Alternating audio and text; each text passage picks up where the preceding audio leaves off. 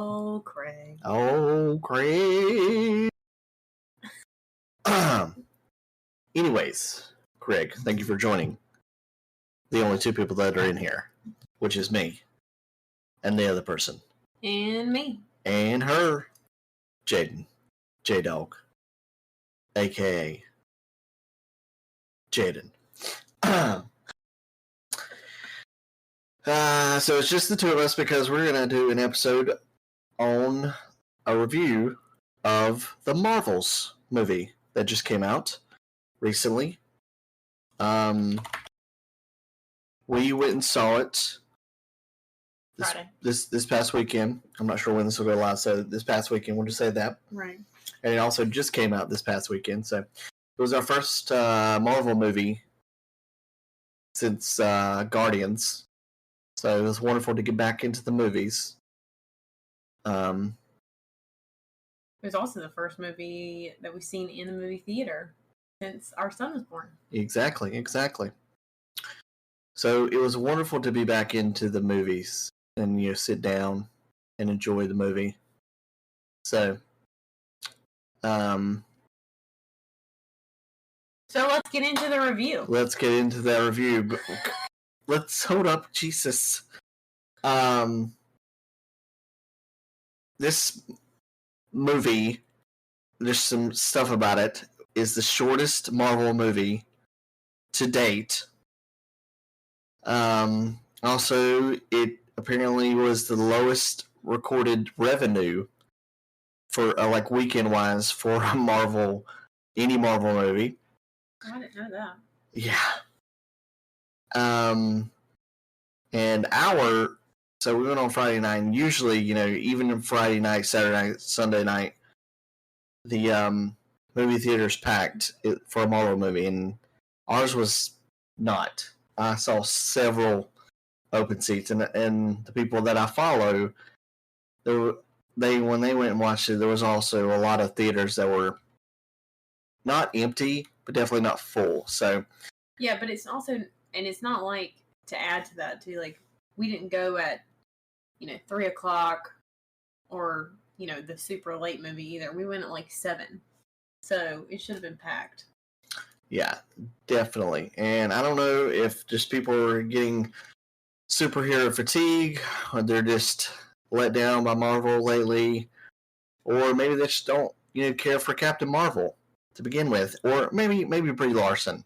Maybe it's her that people aren't most fan of. You said you were a fan of the first Captain Marvel movie, right? Yeah, I thought it was really good. It's an okay movie. Oh, okay. But she is one of the most powerful people in Marvel. I don't love her acting. I feel like she could have put a little bit more, oomph in it, a little bit more soul. But I liked the storyline and of this one or Captain Marvel. What are you doing? Both of them. Both. I think it was really good.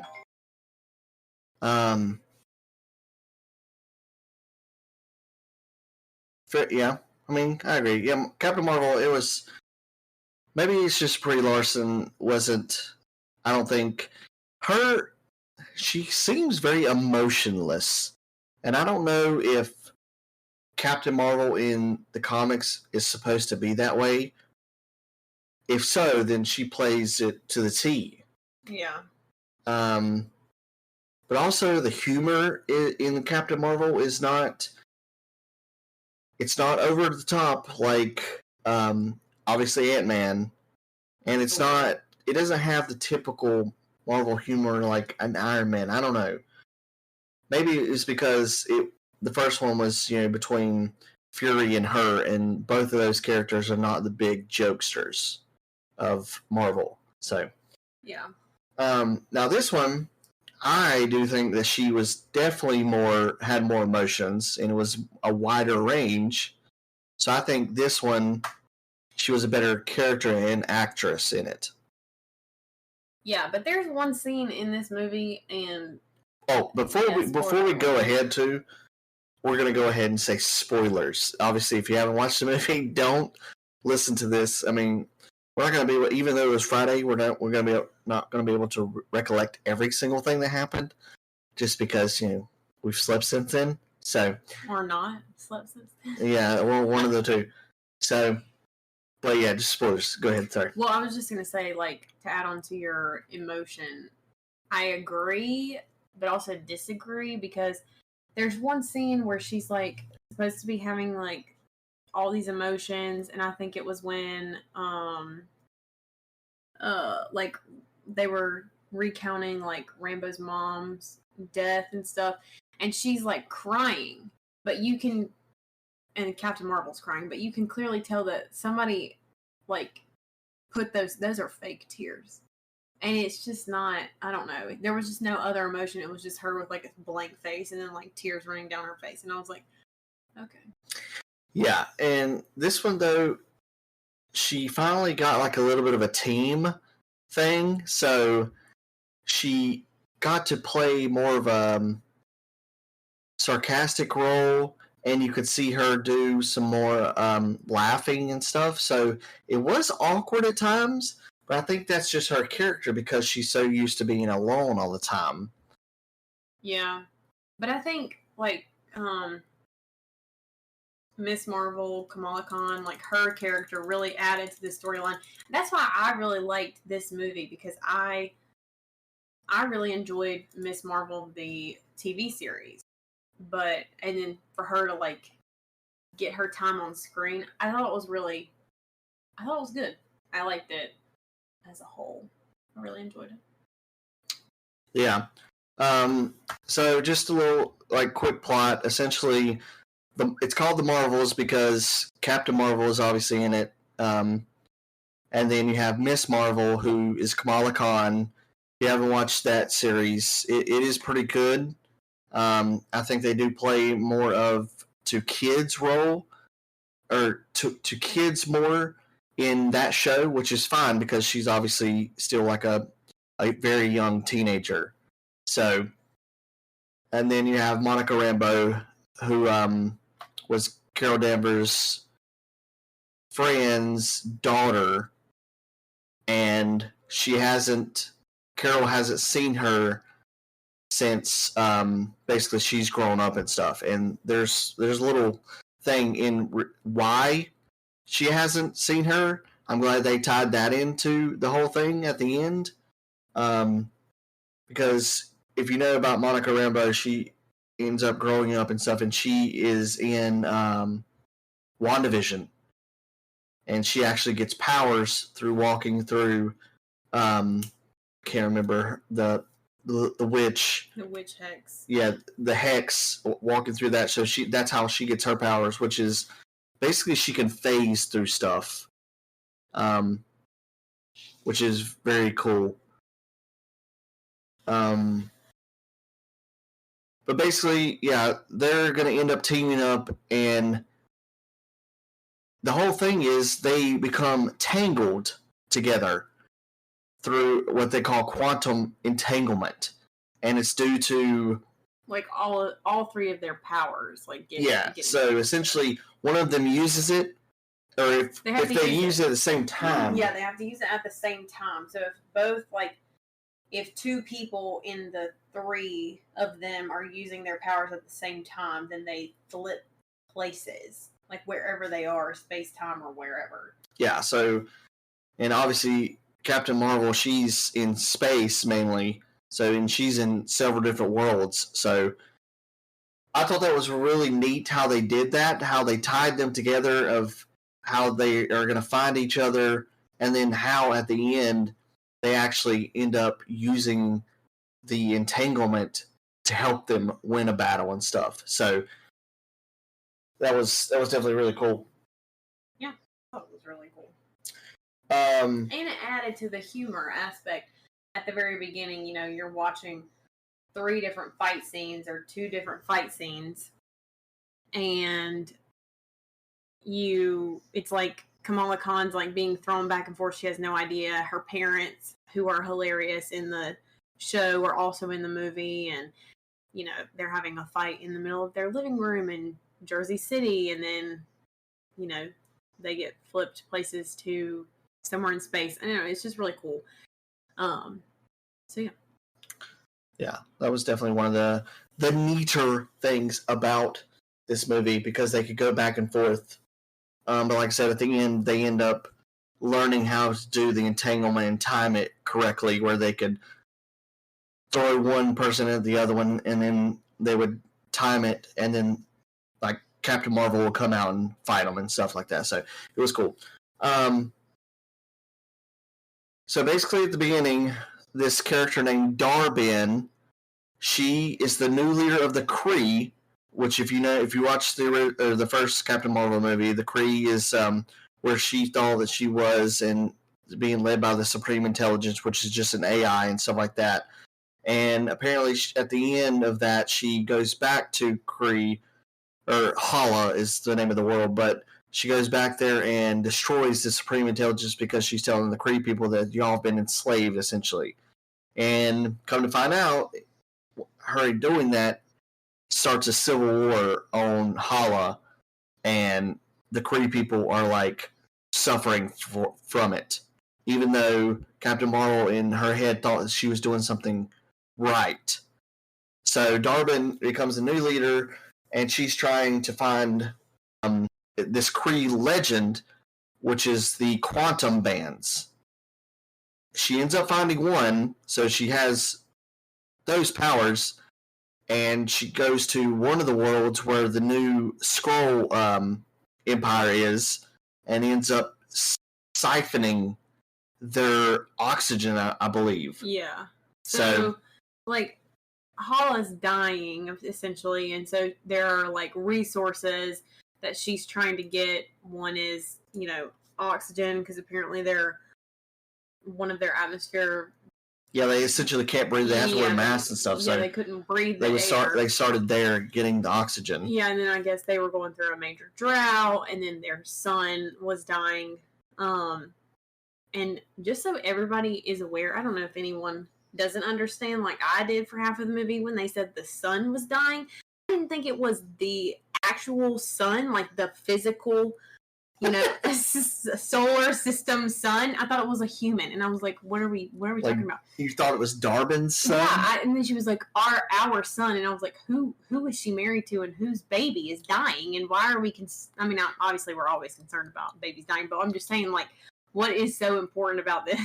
So yeah, well, I mean, usually if you're thinking about you're trying to save something, it's maybe a family member or your own child or something like that. I thought that was the whole thing. Like, her son was dying, and like she needed all these things to like save her son, who was gonna like take over her empire. Absolutely not. It was a legit physical sun. A ball of fire in the air. That is what it was. Yep. Anyway. So they needed oxygen, they needed water, and they needed light, essentially. Yeah. So just a little tidbit, because Jaden didn't know, and I asked her afterwards, and she didn't think about it, but Nick Fury is in this movie. He shows up in the Saber space station at the beginning, basically, with Monica doing some research and stuff.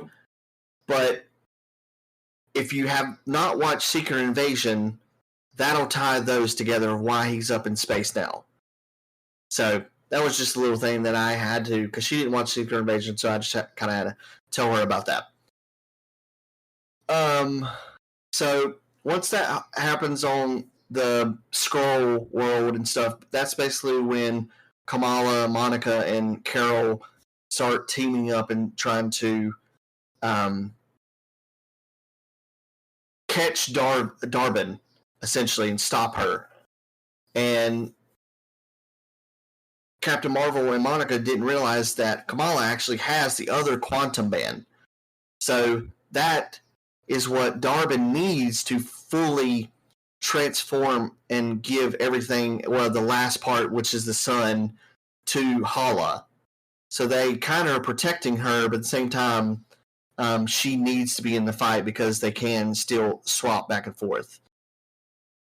How did we think their teamwork ended up like start from the start to finish. How did you like their teamwork compared to like other teamworks in Marvel? Well, I thought it was really good. I'm all for a all female group. I thought that was really good. I thought their humor was very well together. I thought they all meshed very well. I thought there's a series of scenes where they're training, like as Charlie was talking about earlier, like trying to figure out how they can use the switching and the quantum entanglement like to their advantage. And I thought that was really cool because it showed them like, okay, this is not working, and like how they could do it. And so, but I thought their teamwork was really good. I also think that like you said earlier, Captain Marvel has been on her own for so long, so it did take her a little bit longer to try to figure out how she was going to work on a team. And then, of course, Kamala Khan's 16 and is just like starstruck by Captain Marvel and Rambo. So I think, I don't know, it was just really cool, like to have everybody's piece in there, and like also having Kamala be able to prove herself, kind of, sort of, without in like a not so dangerous way, I guess. Like she was working on a team, so it's not like she was thrown in fire. It's like she went from fighting stuff in Jersey City to going on a world scale of against. Not even world. She was Universal. Yeah, like, Universal essentially, and Darvin obviously becomes very powerful with one quantum band. So. But yeah, their teamwork and stuff was very cool. I thought how they, with the quantum entanglement, and just ended up meshing all of their personalities, because obviously Kamala is, like she said, starstruck over them, and but she's been wanting to be a part of the Avengers and stuff like that. And then Monica is she's just a nerd, and she wants to work on science type stuff. And she's been missing Carol for all these years because she apparently missed out on her mother dying, I believe, from cancer, because of she got blipped away during the whole Infinity War stuff. So she kind of blames Carol for that not being there and whatnot, but it actually turns out she was there. So that was a little cool tie back to them. And then obviously Carol she's not a very good team player, to say the least. But in this one, I feel like she was turning towards that, and you could see her that she was going, willing to accept help. And come to find out why she's not really accepting the help is because I think she did, like earlier I said about the whole Kree thing, she wanted to fix that before she went back to Earth. So she felt like she had to prove herself. One of the funnier things happens on the space station. It's called Saber. I don't remember what it stands for, but it's Saber Space Station. Goose, if you remember him, which is the Flurgan, he's the cat with the squid or octopus tentacles thing, yeah. He's on the space station, but apparently... No, he wasn't. Remember, he was with Carol. Yeah, it was with Carol, but then he went back to the space station eventually with Fury. Yes, because when they were... The whole thing that started the entanglement was because all three of them, like, touched a... What was it called? It was a jump point, essentially. Yeah, a jump point at the same... Like a messed up jump point at the same time or whatever. Anyway, and so Carol comes to the Saber space station with Goose, and then she leaves him there. Yeah. But yeah. And later down the road, or whatever in the movie, they find what looks like an egg. It looks like a brain. Yeah, actually a brain. It looks like a brain egg thing. They call it an egg, and they're like, what is this? Like, Fury and his associates and stuff find it, and they're like, what is this? It's someone trying to sabotage us within. And then when it gets closer to, is it the water world or the Earth, that they find all of them? I think it's the water. In between, like after the water world situation. And then there are like 25 new unknown species have been found or whatever, and Yeah. it's a bunch of eggs that Goose has like Yeah, left. so apparently Goose was pregnant and laid all these eggs throughout the space station, and they end up hatching into little flurgans. And it's They're hilarious so cute. that how they use the little flurgans. Yeah, so like after the water world, like after Darvin has like gotten the water back to Hala or whatever, she comes after them, and she goes after the space station to try to like kill those people or because whatever. she's coming after Earth's sun. Right. So she like the sun, you know. Yeah. S-U-N, son. So like all the Kree comes there and is trying to take over. Right. And so then she they goes have to there, yeah, and then so I guess like all the Flurgan babies like hatch, and Nick Fury's like, this is a great idea, and so like all of the they're gonna have Flurgans, enough escape pods with everybody else on the space station. They only had like 10, and each of them, one of the girls was like, they only hold like 10 max, and Fury was like, we need to figure out something, and then one of the Flurgans like eats a human, and he was like, I got it. So then like the whole plan was for all of the people to be eaten by the Flurgans, and honestly, that was probably one of my favorite scenes because they put this like kind of sad song on, and there's like a thing in the spaceship that's going, "Please do not run. Allow the Flurgans to eat you." And I was like, all the what? humans are running away, and then one of his like main associates that he deals with is trying to get away, and Fury just looks at him and is like, "Turn around, just do it." And the guy literally turns his back towards the Flurgan and just jumps up in the air and accepts it as the Flurgan eats him. It's hilarious. So they feel all the freaking escape pods. They put all the cats in one, and then like Kamala Khan's family's there too. Yeah. So like they get everybody in this escape pod, but then the escape pod like crashes, and the Flurgans start like throwing up the humans inside the escape pod. I was like, oh god. That was definitely one of the awesome things. We skipped over it, but we're talking about the water world. It's called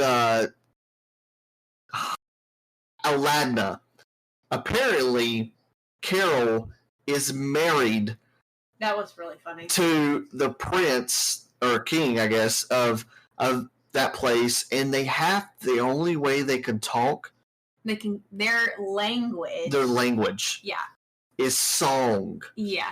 So they have to sing to do it, and Carol ends up actually having to sing and be serious while talking to the prince or king or whatever. She's trying to explain to him like why she needs their help and like that they're in danger and everything.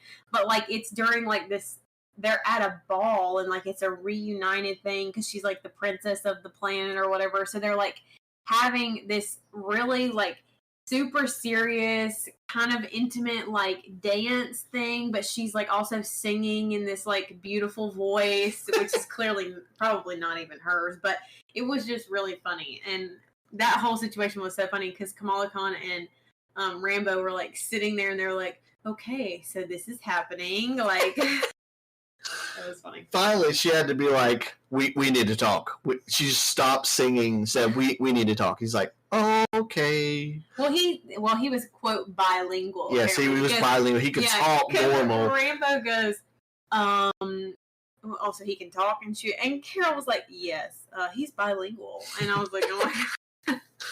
Yeah. So, yeah, after they get the water and stuff and put it to Hala, the last one essentially is they needed a son, and they actually came to Earth to take that one to hurt Carol, her world, essentially. Because so the backstory for all of this, yes, Hala is dying, but also like Darvin is trying to also get revenge for the fact that Carol was the one that did this. So has been nicknamed by the Kree people the Annihilator. Yeah, the Annihilator. So I think that's the whole thing. Like, so she could have gotten anybody's son, but she went after Earth. Clearly, there's a lot of stars out there that they could just take. But to hurt Carol, it was like, let's go to the Earth, jump there, and so they end up opening up another jump point, and it gets broken and stuff, and then they start sucking out the sun. That's when they have their kind of last fight between the three of them and Darbin. But that's when she finds out that there's another quantum band and is trying to actually just steal that and just fully took over everything. Yeah. But that is when the quantum entanglement is actually broken. So, like, obviously... When Darbin takes Kamala Khan. Yes, when she takes the quantum band and stuff like that. So they actually have to work together normally.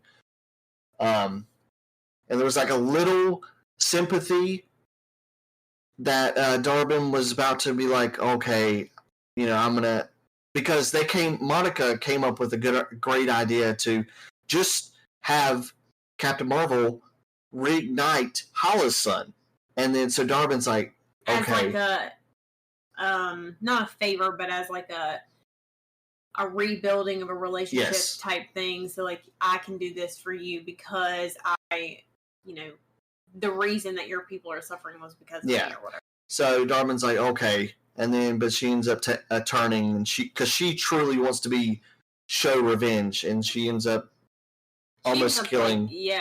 She threatens Kamala. Yeah, she almost kills Kamala. So, how did you feel about Darbin as I didn't like her at all. A villain? Wow, you didn't like her at all? Why? Her character was just not great, and she I just felt like, and maybe she was just supposed to be very like gray almost. It's kind of, there was like no, like when you see villains like I don't know if y'all see Loki as a villain, but like Loki and even Khan, is that his name? Khan. No, that's not it. Kang, right? Yeah. So like, even those, I feel like they're more dynamic characters, whereas like Darbin was just like, you have killed our people, need to access jump points. Like, it just wasn't like, I don't know. I felt like she could have put a little bit more like, I'm really, really angry. You know what I'm saying? Yeah. So I get it. But anyway. I think she was okay. Obviously got to see her a lot more than compared to the last Thor movie with Gore and stuff. I don't think we didn't see her like too much, so that was fine. You got to see her in basically every single phase or world that they went to, which was fine. But she was okay. She doesn't give me any of this like super threatening vibe. She just happened to have a quantum band and what was the weapon that she said it was called? The Universal Weapon. Sure. Yeah, I think it was called the Universal Weapon. Yeah. If you recognize it from the Guardians of the Galaxy movie, the first one, what's his face had it.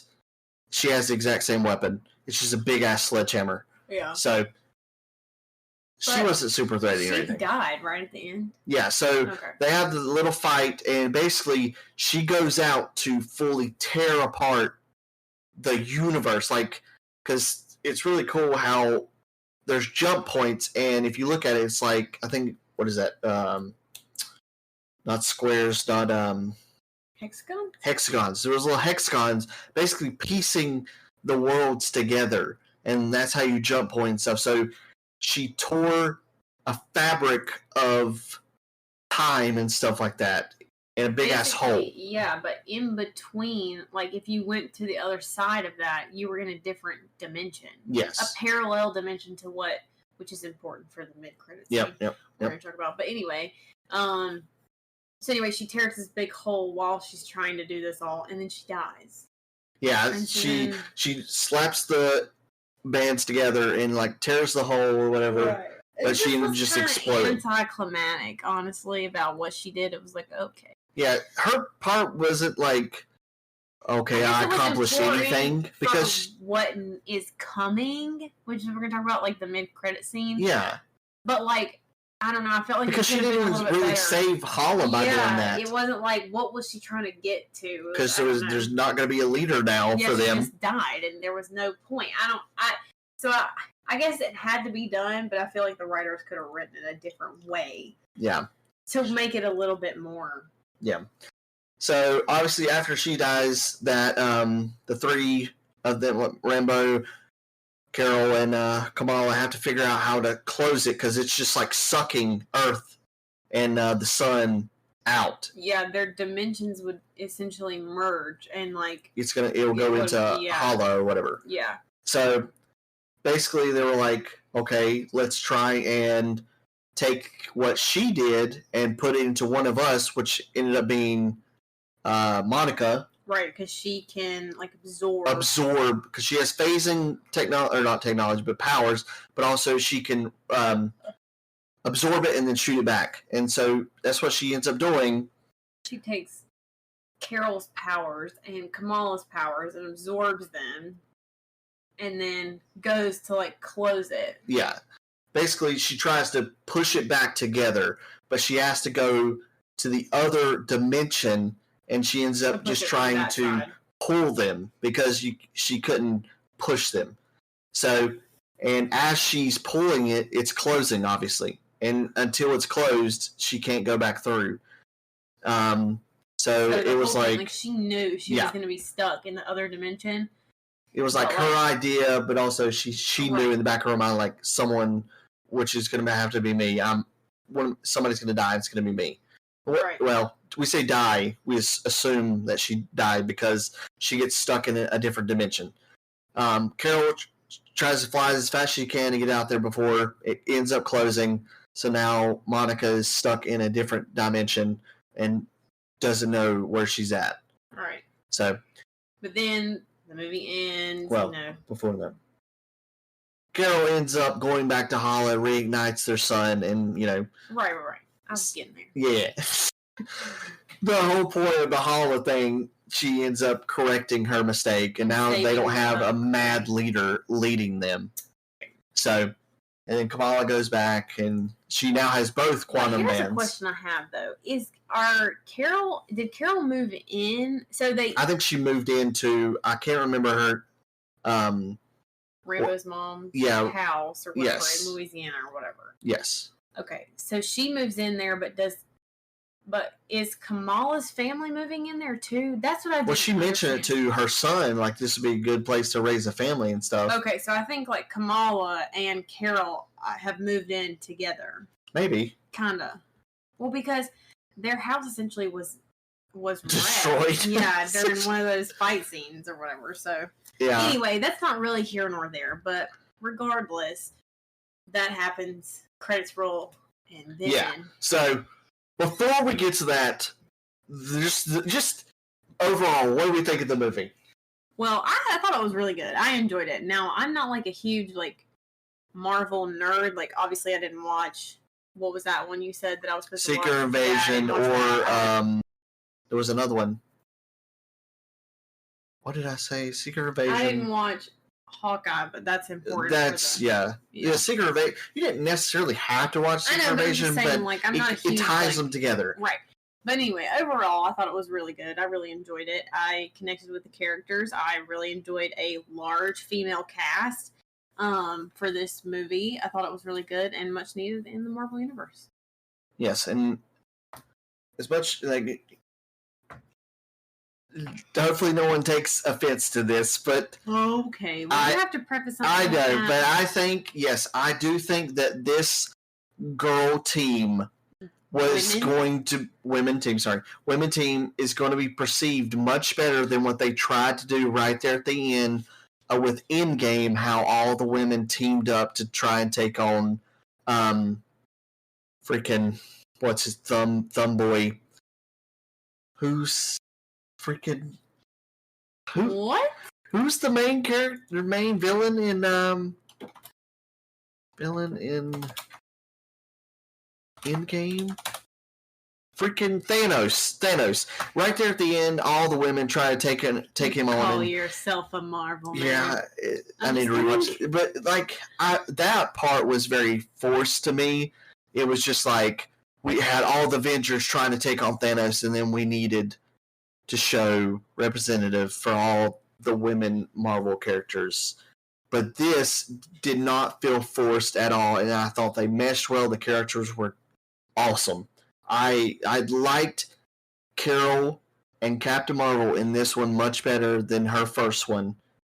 Monica is still a great character, I think, developing wise. She was great in WandaVision. And then Kamala, she's going to be awesome going forward. If you haven't watched that show, absolutely watch that show. It's great. It's so good. It's so funny, but also, like, it gives me kind of like, I feel like if you like Spider-Man. Yes, I was going to say, if you give like Spider-Man, I think you will really enjoy that show because it gives very, like, teenage, yes, like, hero hiding, whatever. But also the art in the Marvel Miss Marvel series is great. They brought it to the Marvels, and Only I think in the beginning. The beginning, really, yes, really the beginning. Cool. The whole comic thing, writing in and them acting out and stuff, it was great. So, but yes, overall the movie I think I thoroughly enjoyed this one better than the Ant-Man movie that came out this year with Quantumanium. I know that Quantumanium had a bigger impact because of Kang compared to this one,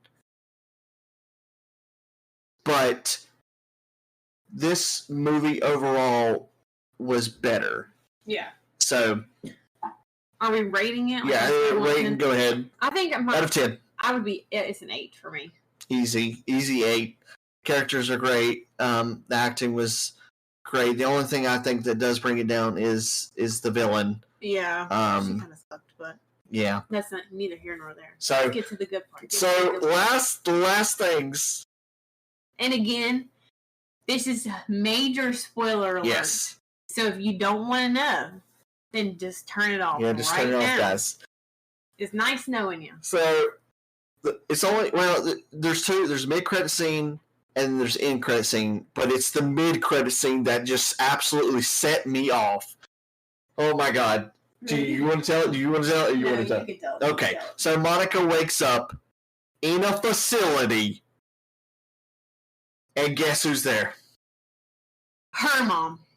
Well, yeah, her mom. Her mom is there. So her mom is there, and it's really cool because she's like, "Oh my gosh, mom! Oh my gosh, blah blah blah," and then her mom's like, "Who are you?"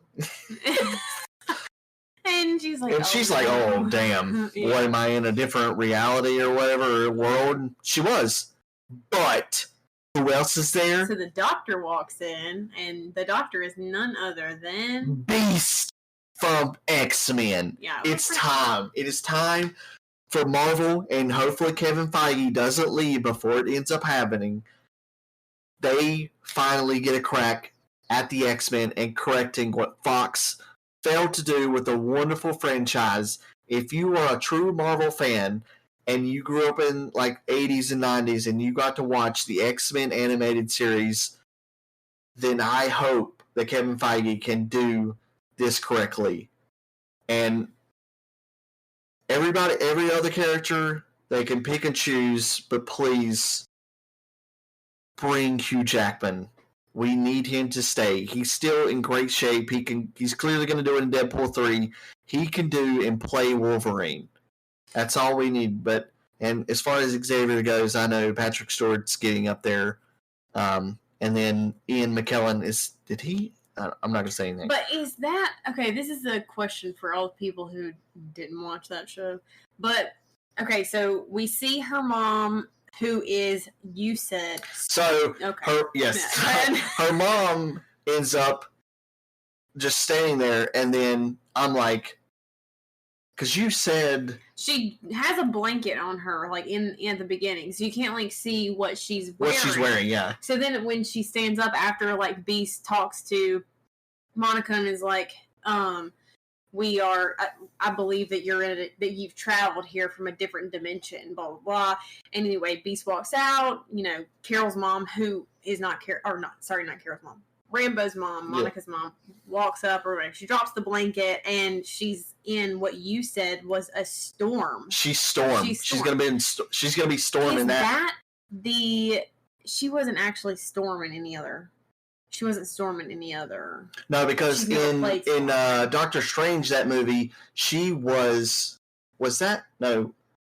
She was Captain Marvel in the Doctor Strange, I believe. Okay. World.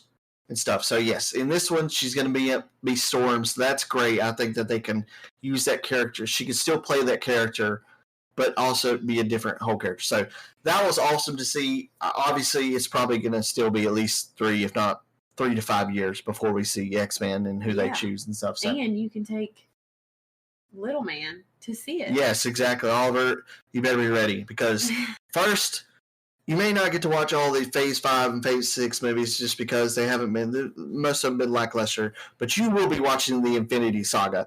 Absolutely. But hopefully by then, X-Men will be out and you'll be able to reset. So I am absolutely looking forward to that. And then the end credit scene was actually 3. The very end one was stupid. It doesn't even show anything. But the other one is Kamala.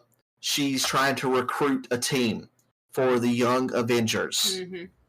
So she gets in the apartment of Kate Bishop.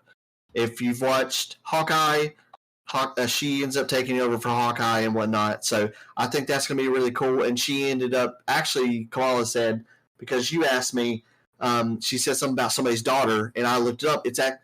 She said, I'm trying to get a team together, and I want you on it. She was like, I also heard that blah, blah, blah, had a kid. And I didn't catch who she said.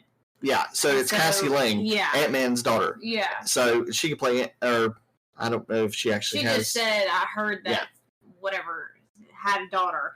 And so I think it's going to be cool that not only did this movie have a very strong feminine role, and I think the next group of like the Young Avengers, like they're trying to start that one, will be cool too. Like with all the female, like the daughters of the Marvels. I think that will be really cool. Ooh, maybe Iron Man's daughter could be in there too. That'd be cool. Oh, okay. Yeah, a daughter. Yeah. So, but yeah, those ending scenes were great. So overall, the movie was great. If you get a chance to go watch it, if not, just wait until when it comes on Disney Plus. Should be on in a couple months. But we're gonna end it there. Thank you for listening. Hopefully I'll get this out in next week so it'll be relevant and stuff like that. But remember, you can continue to believe us. If you don't. Dun, dun, dun. Bye now. Bye, bruh.